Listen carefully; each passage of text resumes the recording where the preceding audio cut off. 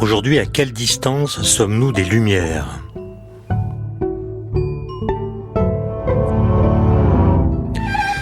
Il y a eu le fameux siècle des Lumières. Ce fut un grand tourbillon d'eau mêlée, une confluence de l'ancien et du moderne, de la légèreté et de la noirceur, de la violence et du rêve, de l'esprit critique et de la sensibilité.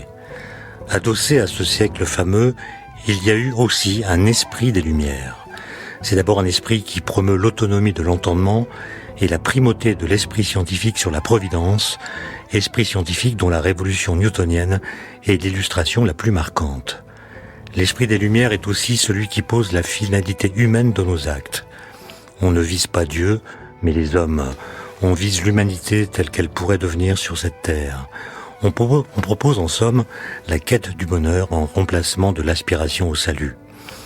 L'esprit des Lumières invite enfin à croire à l'universalité, à celle des droits de l'homme bien sûr, mais aussi à celle de la science, à celle des vérités de science. Nous nous considérons aujourd'hui comme les héritiers des Lumières, plus ou moins vaillants. Cette proclamation est même devenue si automatique qu'elle ressemble à une ritournelle. Reste que héritier de ne veut pas dire semblable à. Dès lors, nous devons nous poser sérieusement cette question, par les temps qui courent, à quelle distance sommes-nous réellement de l'esprit des Lumières ? Et pour répondre à cette question, j'ai le plaisir de recevoir Monique Cotteret. Bonjour. Bonjour. Vous êtes historienne, professeure émérite à l'Université de Paris-Nanterre, et vous êtes l'autrice, je ne sais pas ce que vous souhaitez qu'on dise, avec votre mari Bernard Cotteret, qui est décédé depuis, d'une somme pesante, qui s'intitule L'Europe des Lumières, 1680-1820, qui vient de paraître aux éditions Plomb. Alors je dois vous dire, madame, aux éditions Perrin, pardon, aux éditions Perrin. Alors je dois vous dire, madame Cotteret, que j'ai eu un choc en vous lisant à propos de la bataille de Fontenoy, qui s'est déroulée le 11 mai 1745. L'armée de Louis XV combat une armée de coalisés, et contrairement à ce qu'on m'a toujours dit et que j'ai toujours cru, le comte d'Autroche n'aurait pas dit « Messieurs les Anglais, tirez les premiers ». Ça a été un choc pour moi. Écoutez, il faut sortir du roman national. Donc, effectivement, il semble bien... Bon, il a dit quelque chose qui ressemblait peut-être un petit peu, mais non, cette phrase-là, on peut penser qu'elle a été inventée par Voltaire, historiographe du roi, qui donc faisait un travail de valorisation des armées françaises. Ma deuxième question, Monique Cotteret, porte sur les dates que vous avez choisies pour marquer le début à la fin du siècle des Lumières.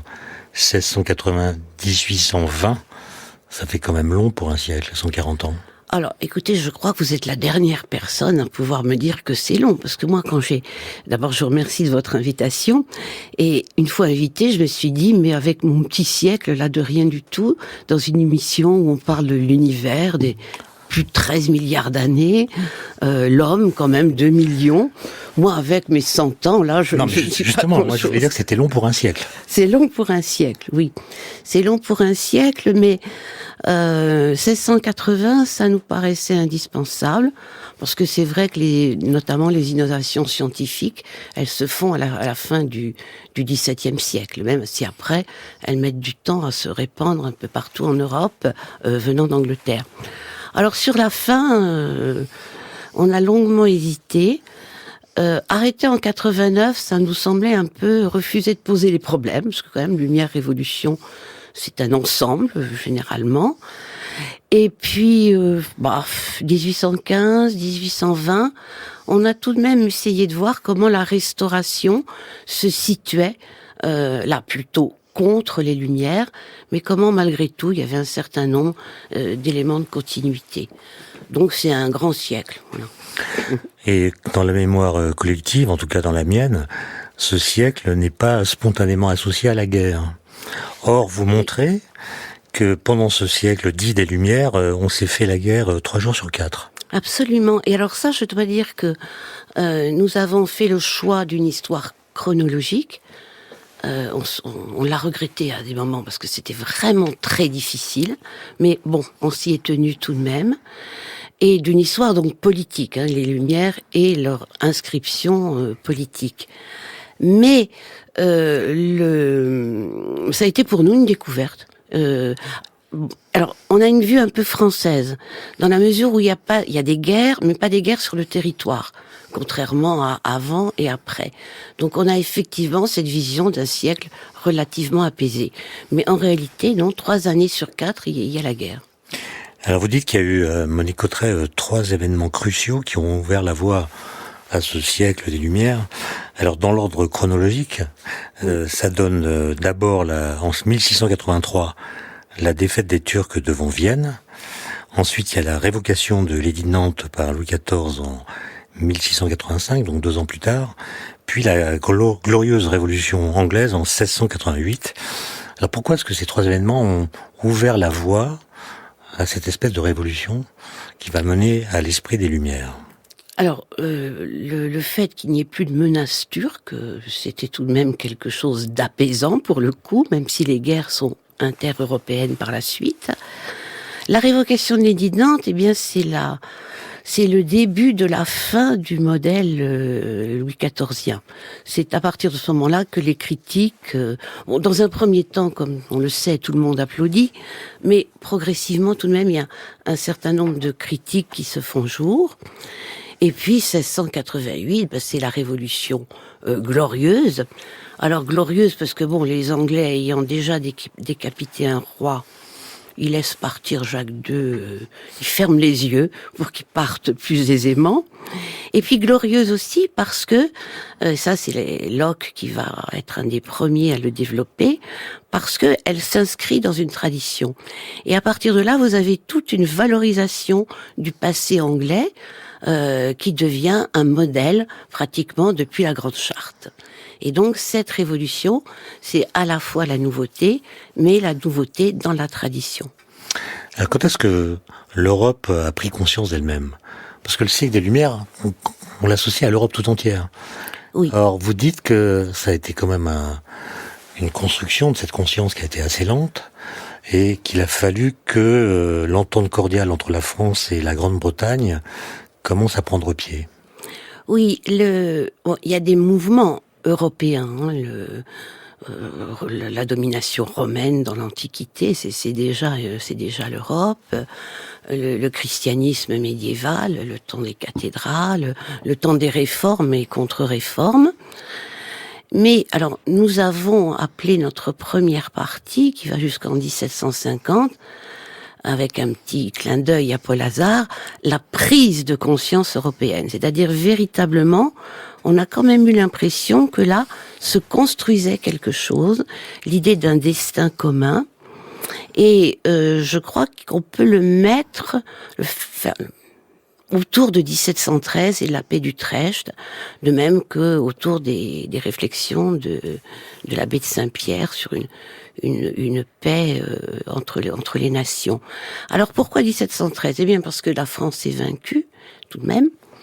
La guerre de succession d'Espagne a été terrible, mais les Anglais, et notamment le ministre Bolingbroke, qui est à la fois un conservateur et un homme des Lumières, un ami de Voltaire, ne veut pas écraser la France. Et donc, c'est à ce congrès que l'on développe les idées d'équilibre, de balance des forces et d'équilibre européen. Alors évidemment, il n'est pas question de droit des peuples à disposer d'eux-mêmes. On fait circuler les princes et les princesses et on essaie de trouver une espèce d'équilibre qui permette d'envisager un siècle de paix. Et aussi, c'est le moment où les valeurs de la guerre, qui ont dominé quand même jusque-là, c'est-à-dire le chevalier, le combattant, laissent place à des valeurs plus économiques, plus libérales, et le commerçant devient un espèce de vecteur d'une pensée éclairée. Et d'ailleurs, à ce propos, vous citez Voltaire, alors pour un texte qui date de je ne sais pas quand, j'ai pas regardé la référence, mais voilà ce que dit Voltaire.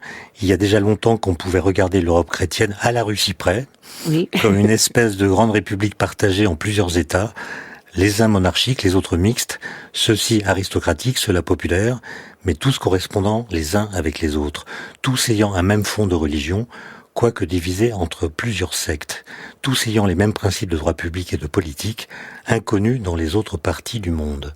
Oui. Donc il a conscience d'une spécificité européenne. Il a conscience d'une spécificité européenne qui se fait par la diplomatie, par la circulation des idées, et non pas l'uniformité, mais tout de même un certain nombre de points communs très importants. Alors vous citez évidemment Kant dans votre livre. Oui. Kant qui va avoir 300 ans dans quelques jours, enfin quelques semaines, le 22 avril 2024.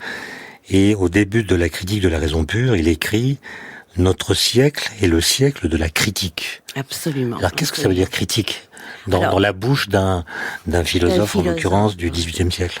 On me demande souvent, quand je présente ce livre, quels sont les mots-clés des Lumières. Je veux dire, dans mes premières présentations, j'ai dit raison, liberté, tolérance.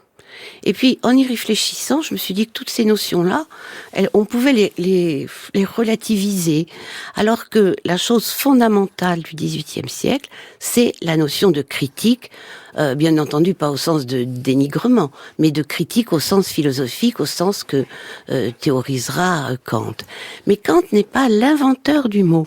L'inventeur du mot, en 1678, c'est un très sage oratorien, un érudit tout à fait savant, enfin sage au départ, qui s'appelle Richard Simon, et qui veut polémiquer contre les protestants. Et il trouve que les protestants se réfèrent à l'écriture seule, et donc il va leur démontrer que ce n'est pas une source sérieuse. Et donc il démontre que Moïse ne peut pas être l'auteur du Pentateuque. Et il appelle son livre « Histoire critique du Vieux Testament ». C'est-à-dire l'idée, c'est qu'on se sert de la raison pour critiquer, pas pour critiquer, parce que le mot n'existe pas, mais pour examiner la raison. Pour examiner la raison, oui. Comment elle fonctionne. Et Kant a écrit donc en 1784 un petit livre qui s'intitule « Qu'est-ce que les Lumières ?» et il répond d'une certaine façon à la question que nous discutons aujourd'hui. Mais les premières phrases de ce livre résonnent comme une sorte de mot d'ordre. Je le cite. Qu'est-ce que les Lumières, dit-il? C'est la sortie de l'homme hors de sa minorité. Alors vous traduisez par tutelle. Oui. Je sais pas quel est le mot qui convient mieux. L'homme, la sortie de l'homme hors de sa minorité dont il est lui-même responsable. Minorité, c'est-à-dire incapacité de se servir de son entendement sans la direction d'autrui. Minorité dont il est lui-même responsable, puisque la cause en réside non dans un défaut de l'entendement, mais dans un manque de décision de s'en servir sans la direction d'autrui. Sapere aude est le courage de te servir de ton propre entendement. Voilà, dit-il, la devise des Lumières. Oui, oser. Oser. Oser. J'aime beaucoup cette expression. Alors, il s'intéresse pas aux conditions de possibilité de la connaissance, mais à la question du sens et des implications du présent lorsque les normes de la vérité deviennent caduques. Et donc, c'est le moment où on commence à s'interroger sur la vérité de ce qu'on nous présente comme des vérités. C'est tout à fait ce moment-là, et c'est vrai que la critique de la religion joue un rôle déterminant dans l'élaboration de la pensée des Lumières. Mais cette critique de la religion, elle peut aussi venir de façon interne de la religion. C'est ça qui est tout à fait intéressant, et ces contradictions du siècle que mon mari et moi on aimait énormément et qui nous font souffrir quand on transforme les Lumières en catéchisme. C'est vraiment quelque chose de... Vous évoquiez cette vague référence, France des Lumières. Bon, qu'est-ce que ça veut dire? On ne sait pas trop, si ce n'est des valeurs un peu trop figées, alors que le siècle est un bouillonnement. Le siècle est un ensemble de contradictions. Est-ce qu'il y a un rapport, direct ou indirect, entre ce qu'on est en train de définir comme l'esprit des Lumières et l'esprit des lois au sens de Montesquieu? Oui, vous avez l'esprit des lois. Donc, vous savez que Voltaire, qui n'y comprend rien, dit « c'est de l'esprit sur les lois », ce qui prouve bien qu'il n'avait absolument pas compris. À la fin de la période, vous avez un texte moins connu, moins important, mais qui est intéressant. C'est un texte de Saint-Just, en 91, qui s'appelle « L'esprit de la Révolution ». Alors, il décalque Montesquieu, hein. Mais ce qui est intéressant, c'est qu'il est favorable au modèle de monarchie constitutionnelle de 1791. Et puis vous avez Condorcet, c'est l'esprit humain.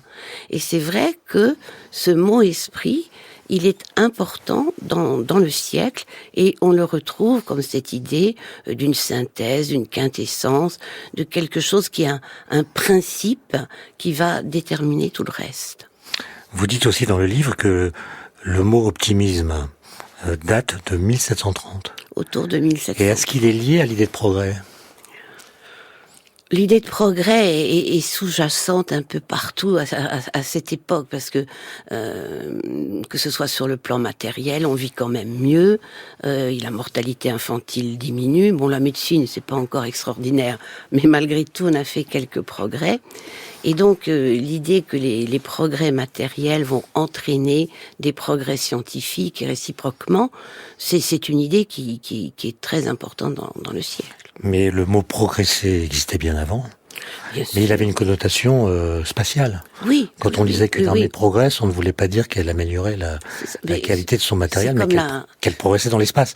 Et là, on invente l'idée qu'on peut progresser au cours du temps. On peut progresser. Ben, c'est comme l'idée de révolution, qui était un retour cyclique et qui devient une ouverture vers quelque chose de nouveau. Donc, oui, il y a une vision très optimiste, mais il y a aussi la critique de l'optimisme, parce que le tremblement de terre de Lisbonne, par exemple, ça déclenche une espèce de passion chez Voltaire qui va se Et mettre... chez Rousseau, enfin, ils vont tous les deux répliquer à cet événement. Ils ont tous les deux répliqué. Alors Rousseau est beaucoup plus paisible que Voltaire sur le tremblement de terre. Il dit qu'effectivement, c'est une chose très triste, mais les hommes en sont un peu responsables parce que c'est de leur faute s'ils ont construit des maisons aussi hautes qui donc se sont Et si proches effondrées. de la mer. Voilà, absolument. Alors que Voltaire est dans l'indignation, je dirais, l'indignation religieuse. Hein. Comment concevoir un Dieu qui laisse passer de pareilles choses? Mais vous dites que Rousseau et Voltaire sont des philosophes des Lumières.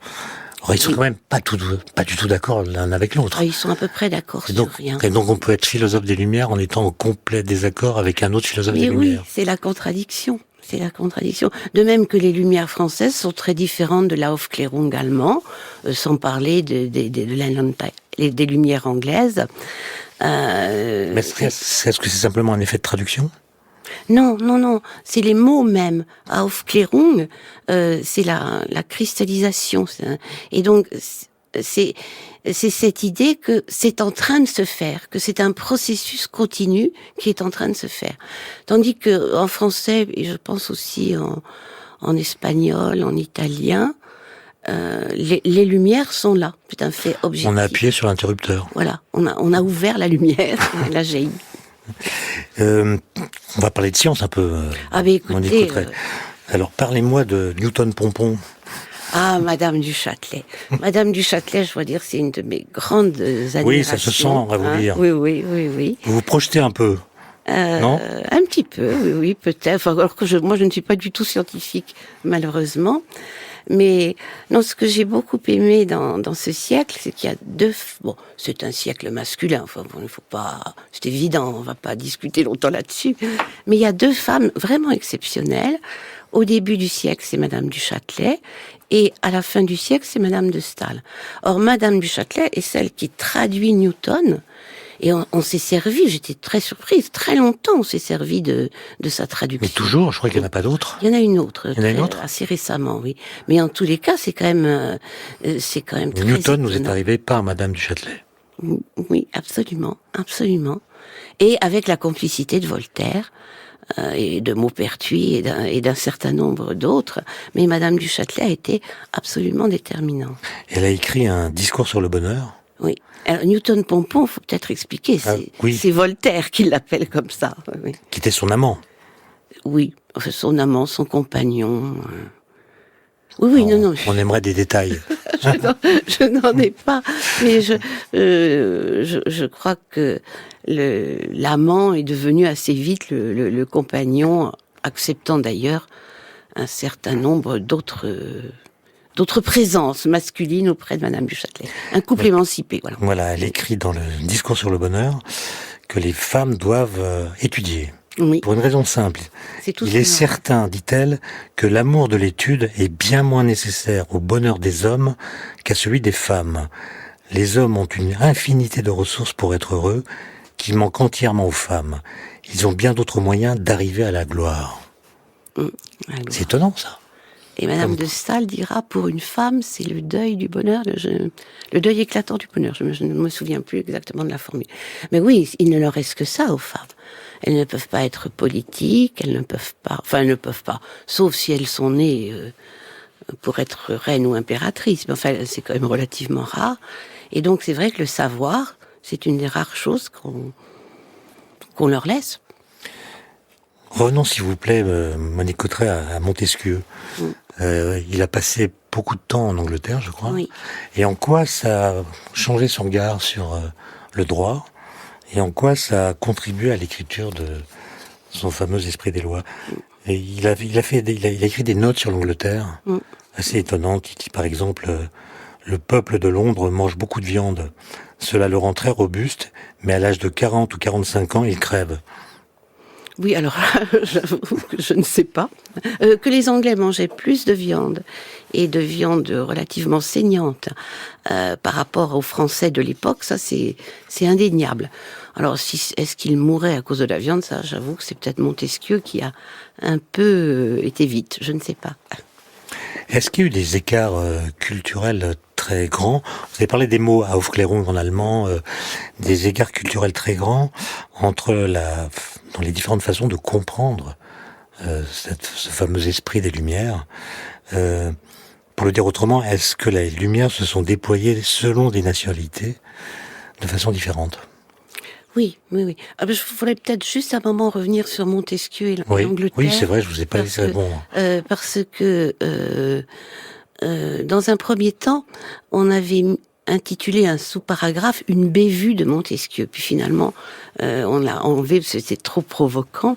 Parce qu'en réalité, Montesquieu invente la séparation des pouvoirs, qui est quand même le fondement de la vie démocratique, et il croit l'avoir vu fonctionner en Angleterre. Or, il n'y a pas de séparation des pouvoirs en Angleterre. Au contraire, les pouvoirs sont... Il y a un parlement, il y a un roi, mais les pouvoirs sont confondus en quelque sorte. C'est ce qu'on appelle le King in Parliament. Or, Montesquieu ne voit pas ça, mais il invente la séparation des pouvoirs. Alors, c'est quand même une bévue, mais c'est une bévue extraordinairement riche, heureuse, et qui a donné des conséquences tout à fait importantes. Alors on peut dire que Montesquieu était un humaniste oui. Presque avant l'heure. Il avait une conception très unifiée de l'humanité, oui. Contrairement à Voltaire. Contrairement à Voltaire, c'est vrai. C'est vrai, vous avez cette conception d'une humanité une, et donc de l'absence de race. Et vous avez, par exemple, au contraire, chez Voltaire, l'idée que il y a une inégalité, il y a des phrases de Voltaire qui sont effectivement assez difficiles à entendre. Aujourd'hui, oui, il écrit par exemple « Il en est des hommes comme des arbres oui. ». Il y a les poiriers, les sapins, les chênes et les abricotiers qui ne viennent point du même arbre. Il en déduit que les blancs barbus, les nègres portant laine, les jaunes portant crin et les hommes sans barbe ne proviennent pas d'un même homme, etc., etc. Oui, bon ça c'est vrai que c'est un aspect un peu difficile à entendre au XXIe siècle. De quand date l'expression esprit des Lumières ? Est-ce que les gens qui ont tenté de le mettre sur pied disaient nous construisons l'esprit des Lumières, ou est-ce que c'est une rétrodiction beaucoup plus tardive ? La notion existe. Ils sont heureux d'être dans un siècle éclairé. Voltaire dit que ce siècle de fer est vraiment extraordinaire. Il n'a pas du tout envie de revenir en arrière. Et oui, il y a cette idée du progrès, que tout s'améliore au XVIIIe siècle. Le mot esprit, je ne crois pas. Ils n'ont pas vraiment employé, ou pas fréquemment, mais la notion est là. Pendant la Révolution, on parle de mettre le XVIIIe siècle au Panthéon. Donc c'est bien ce XVIIIe siècle-là. Et l'encyclopédie, évidemment, on va en parler parce que elle occupe une belle place dans votre livre, Monique Cotteret. L'encyclopédie, j'ai découvert en vous lisant qu'elle a une naissance très difficile. Elle a été très critiquée dans son intention par les jésuites. Pour quelle raison? Et quel était le projet de ces initiateurs comme Diderot, d'Alembert? Le projet, c'était de rassembler tous les éléments de la science, mais aussi des arts, de la littérature, à un moment donné. Donc de faire une espèce de faire une encyclopédie, un ensemble, et donc de faire...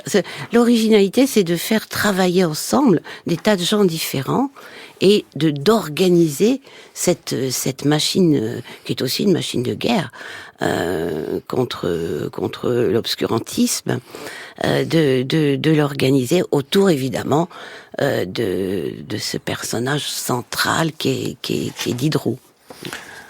Alors il y a, en plus des tomes qui expliquent les connaissances, oui. Il y a des tomes dans lesquels on ne trouve que des illustrations, des dessins, des schémas, par lesquels ils tentent d'expliquer comment fonctionnent les objets techniques de l'époque. Oui. Comment marche le télescope, comment on fait du verre, l'imprimerie, les outils agricoles, c'est magnifique. Oui.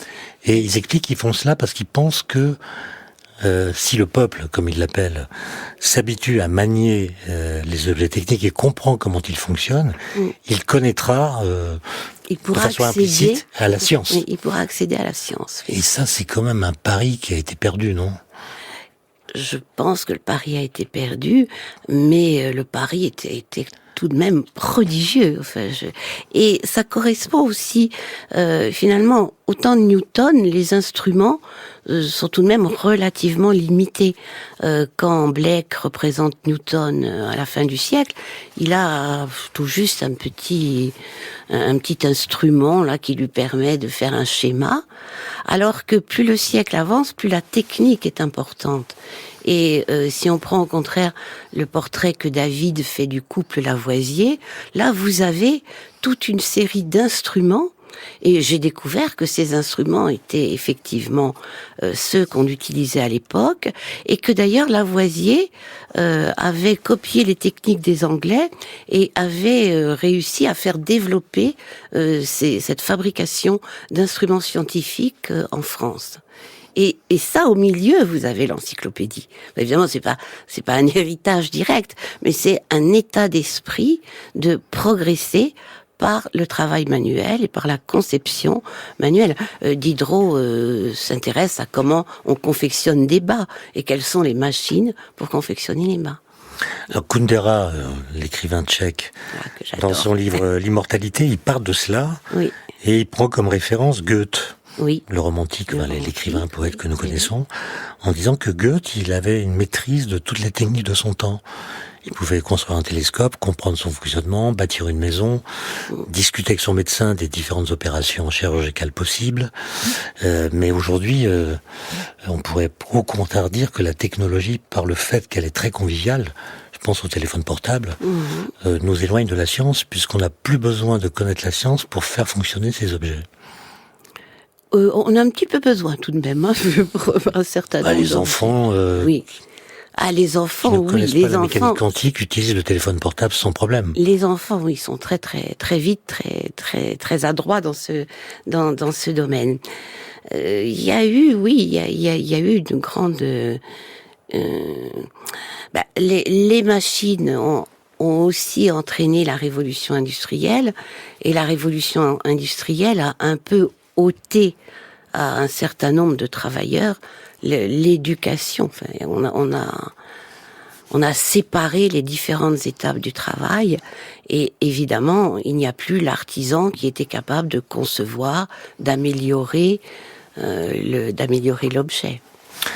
Alors, avant que cette encyclopédie paraisse, c'était en 1700...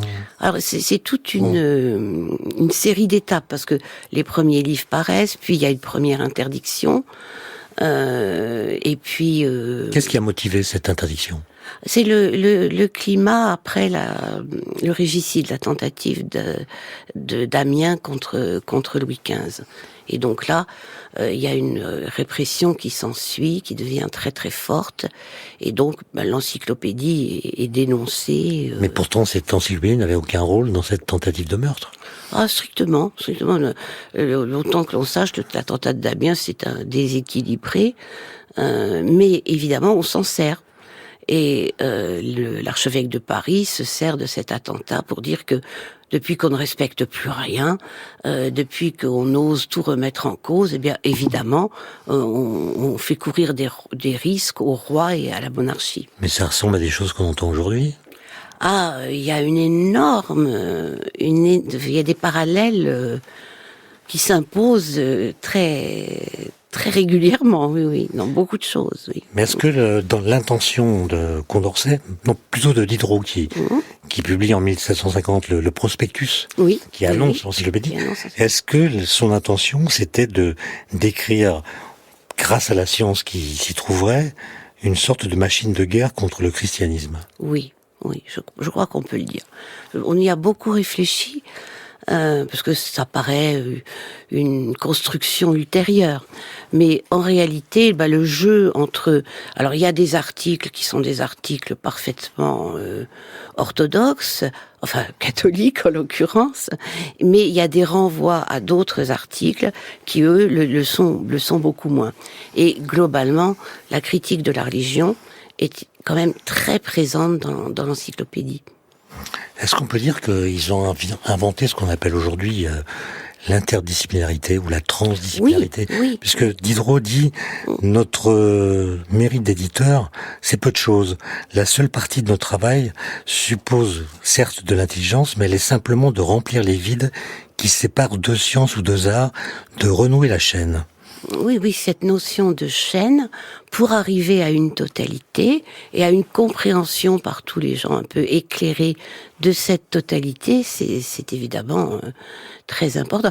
Alors, en même temps, c'est le contraire de ce qu'était l'humanisme du XVIe siècle, où un seul individu, par exemple Pic de la Mirandole, pouvait à lui seul avoir la totalité des savoirs de son époque.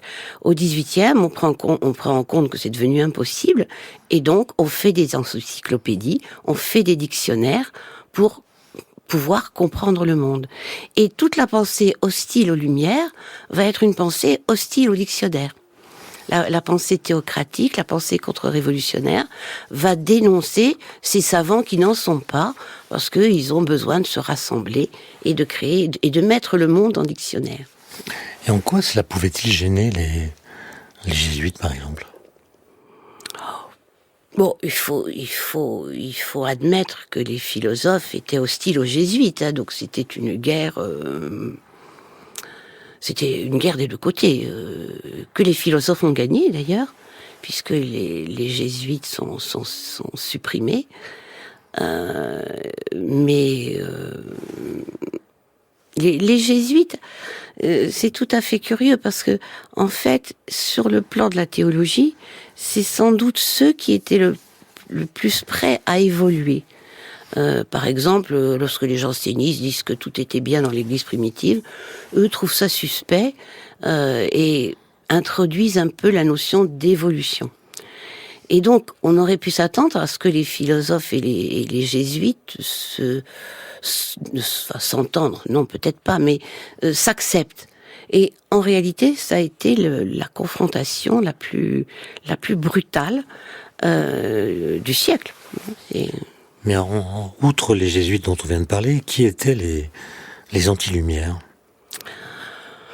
Je dirais l'Église catholique. L'Église catholique, sauf... Alors, on parle toujours des abbés libertins, il y en avait, mais pas tant que ça. Et une partie du catholicisme. Par exemple, le dernier cardinal ministre de la monarchie, l'Homénie de Brienne, bon, c'est un cardinal. Alors, Louis XVI disait qu'il ne croyait pas en Dieu. Non, moi je crois que Louis XVI n'était pas juste. L'Homénie de Brienne croyait en Dieu, était catholique, mais d'un catholicisme très très évolué par rapport au catholicisme de son temps. Mais donc vous avez l'Église, vous avez aussi les partisans de la monarchie absolue qui sont inquiets. Bon, alors, il y a le despotisme éclairé, donc ce n'est pas tous, mais il y a notamment en France une inquiétude sur ces idées nouvelles qui bouleversent tout, qui remettent en cause le caractère sacré de la monarchie. Tout ça, ça fait beaucoup tout de même d'hostilité. Mais quel est le poids que la science a dans l'évolution des idées ? Autrement dit, est-ce que l'esprit des Lumières doit beaucoup aux avancées scientifiques de l'époque dont vous avez parlé, notamment le fait que Newton a mis sur pied sa mécanique et sa théorie de la gravitation universelle? Est-ce que ça a joué un rôle important? Oui. Parce que Newton a été contesté par oui. Leibniz, par les Descartes, cartésiens. voilà. Oui. Et donc, est-ce que, pour dire les choses autrement, est-ce que l'esprit des Lumières doit plus à Descartes qu'à Newton, ou l'inverse? Descartes, qui a été contesté au XVIIe siècle, a des partisans encore au XVIIIe. Notamment Fontenelle, par exemple, reste un cartésien. Et les hommes de l'encyclopédie mettent Descartes tout de même, pour son doute méthodique, parmi leurs ancêtres. Mais non, c'est Newton. C'est Newton grâce à Voltaire, grâce à Madame du Châtelet. Et puis c'est Newton qui rend cet univers infini. Et c'est Newton qui permet une approche totalement différente de la réalité. Je pense que Newton a eu une très très grande influence. Il y a eu à cette époque une sorte de ce que vous appelez une socialisation des savants. Oui. Où le savant, le scientifique, finit par avoir le même statut que l'homme de lettres. À la fin du siècle, en France notamment, c'est frappant.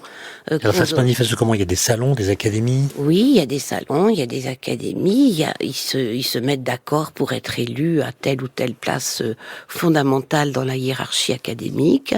Ils ont des éditeurs qui travaillent avec eux.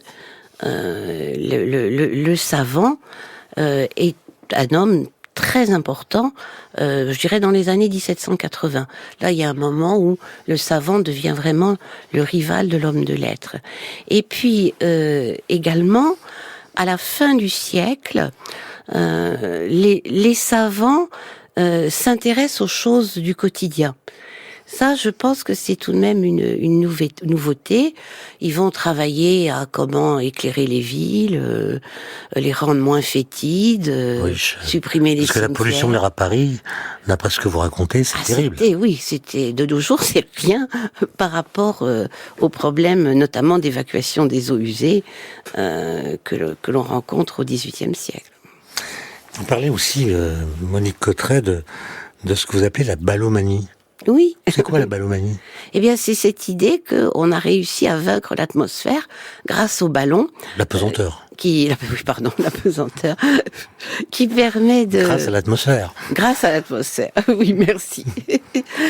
Qui permet de quitter le plancher des vaches et de s'envoler au-dessus. Et ce qui est intéressant, c'est une anecdote qui est rapportée, c'est que au moment de monter dans un ballon, donc dans une montgolfière, un jeune homme bouscule un duc ou un aristocrate très important pour prendre sa place dans le ballon.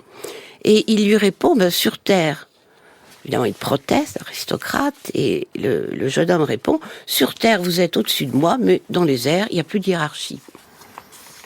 J'aime bien cette anecdote du ballon. Est-ce que vous avez Monique Cotteret, un chouchou? Oui, bien sûr. C'est qui? Bien sûr, c'est Rousseau.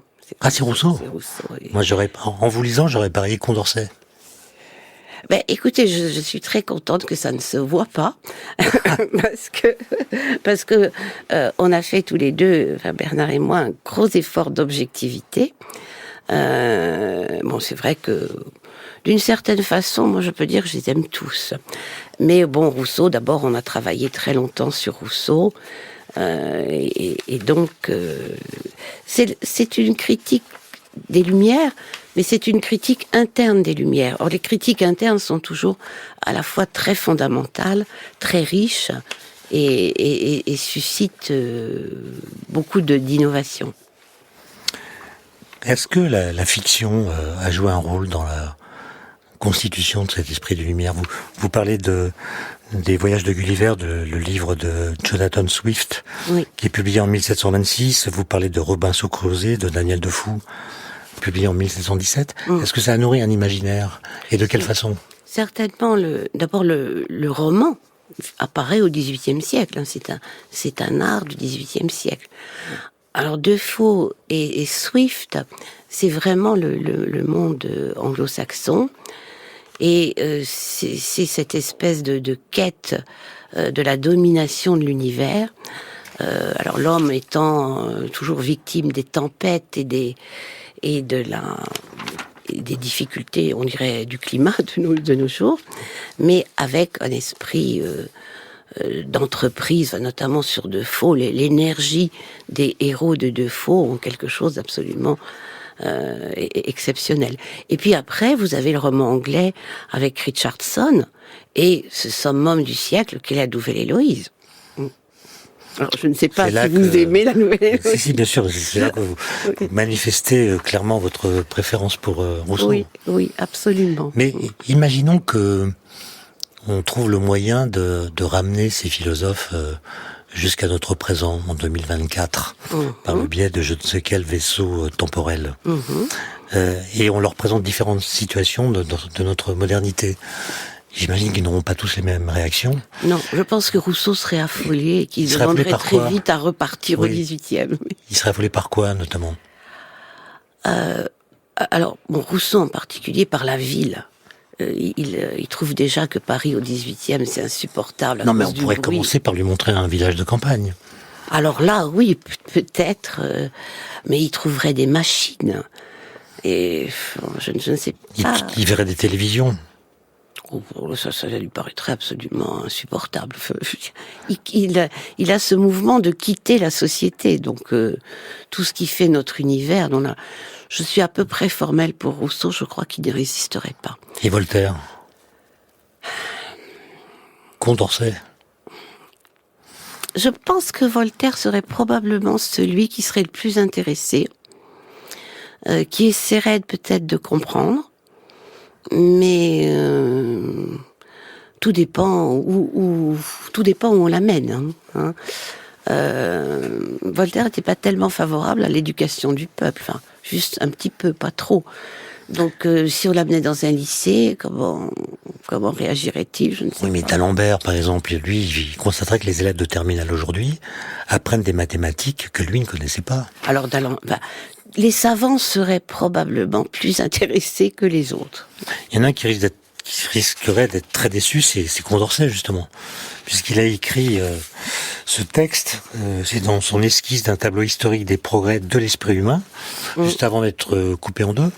Il écrit: il arrivera donc ce moment où le soleil n'éclairera plus que des hommes libres, et ne reconnaissant d'autres maîtres que leur raison, où les tyrans et les esclaves, les prêtres et leurs stupides ou hypocrites instruments n'existeront plus que dans l'histoire et sur les théâtres, où l'on ne s'occupera plus que pour plaindre leurs victimes et leurs dupes, pour s'entretenir par l'horreur de leurs excès, dans une utile vigilance, pour savoir reconnaître et étouffer sous le poids de la raison les premiers germes de la superstition et de la tyrannie, si jamais ils osaient reparaître.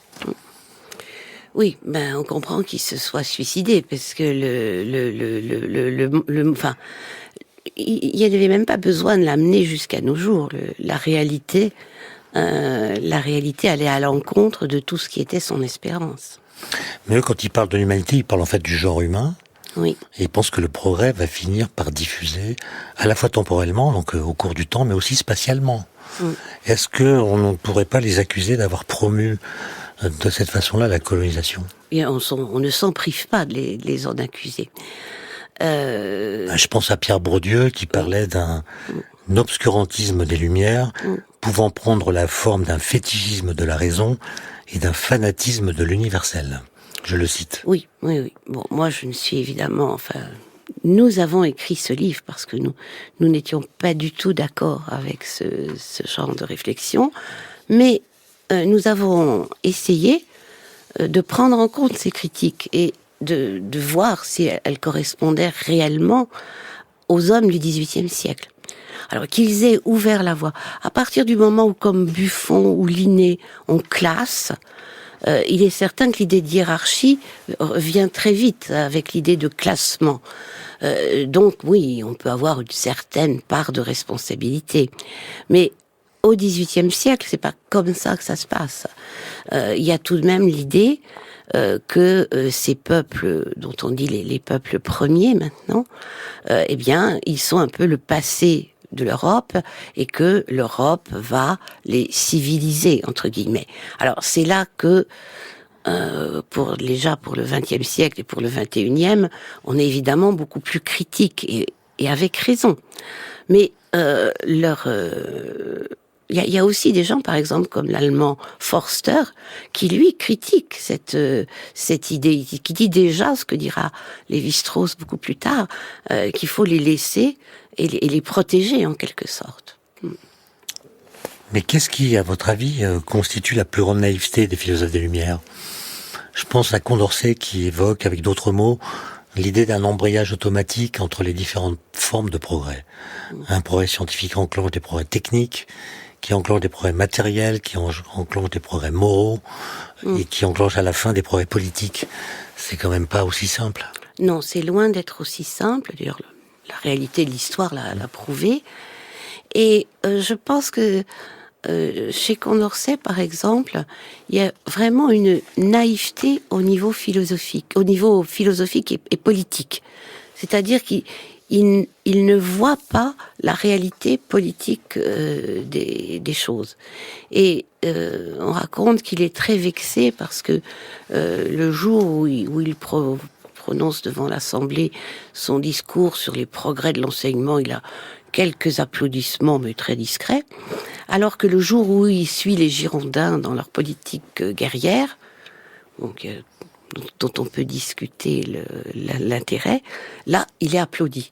Donc je crois que ces hommes des Lumières n'ont pas toujours pris en compte la dimension politique des choses. Sauf Rousseau. Voilà. Ah, encore lui. Pourquoi ? Parce qu'il pensait pas que le temps était constructeur, il pensait que le temps... Il pensait que le progrès était très relatif, il pensait que il y avait des améliorations techniques, scientifiques, et il ne les récusait pas. Mais il pensait que le progrès moral n'avait rien à voir avec tout ça, et qu'au contraire, un homme de plus en plus dominant pouvait être de plus en plus dangereux. Mais la semaine dernière, je recevais Vincent Bontemps, qui a travaillé sur l'innovation, et qui faisait remarquer que nos discours concernant l'innovation s'appuient sur l'idée d'un temps qui passe, qui dégrade les situations, et l'innovation nous permet de maintenir le monde en l'état. Oui. Alors que l'idée de progrès, elle s'appuie sur un temps constructeur, qui est complice de notre liberté, de notre volonté. Et je me demandais comment on pouvait être, comme Rousseau que vous aimez tant, un philosophe des Lumières sans croire au progrès. Rousseau ne nie pas le progrès, mais il le relativise. Et Rousseau est le seul, de mon point de vue, au XVIIIe siècle, à la fois à faire des modèles théoriques du contrat social, c'est quand même en grande partie un modèle théorique, et en même temps à s'intéresser à la politique, à la gestion politique quotidienne. Dans les affaires de Genève, il n'est plus du tout le révolutionnaire du contrat social. Il essaie de trouver un bon équilibre entre les différents conseils pour que la part de démocratie soit plus importante que le développement de l'oligarchie genevoise. Et c'est intéressant chez lui, cette double démarche. Sur la Pologne, notamment, il se rend bien compte qu'il donne un projet de constitution à un peuple, au moment de la Confédération de Bar, qui est tout de même très marqué par un catholicisme pas vraiment éclairé. Et il s'en tire par une pirouette, il leur donne comme exemple Moïse. Ah oui. Alors je vous ai demandé, Monique Cotret, quelles sont les naïvetés qui sont apparues après le siècle des Lumières dans la philosophie de l'esprit des Lumières, on pourrait dire. Mais est-ce que on pourrait aussi discuter des choses qu'ils ont bien pensées et que nous avons oubliées et qu'il serait intéressant de réactiver. Oui. Notamment peut-être l'idée d'universel. Voilà, j'allais le dire, l'universalisme, c'est tout de même le point commun, pour le coup, entre tous les philosophes des Lumières. Cette idée que il y a un homme, alors qui peut avoir être à des degrés différents de son histoire, mais que c'est cet homme qu'il faut contribuer à développer, à épanouir. Et ceci avec la tolérance, avec toute une série de vertus qui sont quand même des vertus de ce siècle. Et vous pensez qu'on ne les honore pas assez aujourd'hui? Il y a une critique de l'universel. Il y a une critique de l'universel, oui. Il y a une critique de l'universel. Alors, je veux bien que certaines pratiques de l'universel soient critiquables, mais pas l'universel tel que les hommes du XVIIIe le pensent. Pour finir, Monique Cotret, j'avais une question sur la façon dont vous avez procédé avec votre mari pour écrire ce livre qui est assez épais. Oui. C'est une somme, hein, c'est presque une encyclopédie à propos du siècle. Comment est-ce qu'on fait pour trouver autant d'archives? C'est quelle méthode de travail, surtout quand on le fait à deux? Bah, écoutez, c'est assez simple. Hein. On a fait, donc, alors qu'on arrivait aux années 70 ans, l'un comme l'autre, et donc on avait chacun 50 ans de travail derrière nous, tout simplement. Et alors, on connaissait pas tout. Hein. Même là, je découvre encore des choses que j'aurais bien voulu mettre finalement. Mais il y a cette... Lucien Febvre disait que l'historien était un des rares savants qui se bonifiait comme le bon vin en vieillissant. Parce qu'on accumule tellement de sources que finalement, on peut les analyser ensemble. Et alors à deux, c'était évidemment magnifique parce qu'on n'avait pas exactement on n'avait pas travaillé sur les mêmes sujets, et donc on pouvait les reconstruire ensemble. Et pour répondre alors d'une façon simple à la question posée initialement, à quelle distance sommes-nous des Lumières? Est-ce que vous pensez que cette distance, je parle de la France, oui, simplifions, est-ce qu'elle augmente ou est-ce qu'elle diminue?